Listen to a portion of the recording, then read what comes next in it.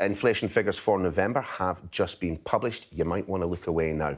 Inflation currently running at 10.7%. Let's bring in our business correspondent, Paul Kelso, joining us from Birmingham's wholesale market. Paul, good morning to you. Eye-watering, to put it mildly.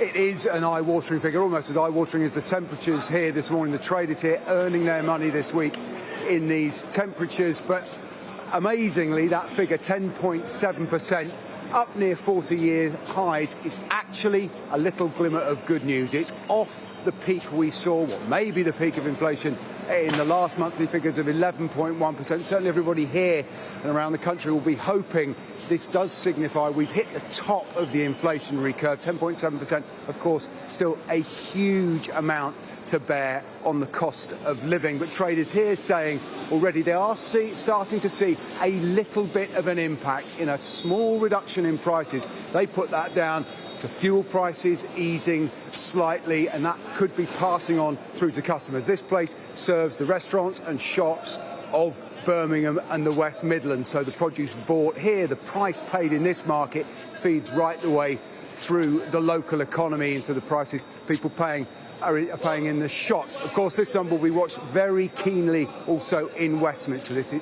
incredibly high inflation, the backdrop fueling the industrial action we've seen over the last few months, intensifying over this Christmas period. Yesterday, we heard that wages were rising at only 4% in real terms, way below the real cost of inflation. At 10.7%, that number isn't going to change dramatically, and it's simply perhaps going to entrench the views of those on the receiving end of these rising costs, the workers who are demonstrating and taking industrial action for higher pay against a government that seems at the moment more intent on offsetting the impact of strikes than working to end them. But here, traders just sensing a little bit of good news in these prices, rising still very high, but not as high as last month.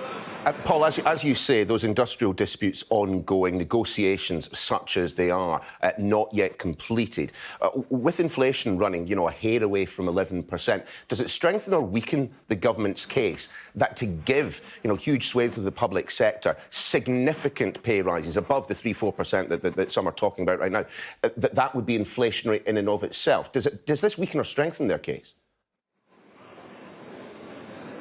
I'm yet to check what the reaction is from the Chancellor of the Exchequer. We will get one very promptly this morning, but I imagine that will be precisely his argument. With inflation running so high, to add high pay, what they would see as high pay settlements in the public sector, would further fuel that inflation, would fuel what is known as a wage price spiral. That is, as prices rise, wages rise to keep up. That entrenches high prices. There is a strong argument, though, that's made on the public sector side of this, that there's no cost to the economy of paying public sector workers more. They will spend that money in the economy, but there are no goods and services that are getting more expensive because you're paying nurses more or paying teachers more. In fact, you may be feeding some of that money back into the tax system in due course. And remember, wages are not as high as inflation. A classic wage price spiral is when wages are at or exceeding inflation. At the moment, they are well behind that rate of inflation. I'm sure the counter-argument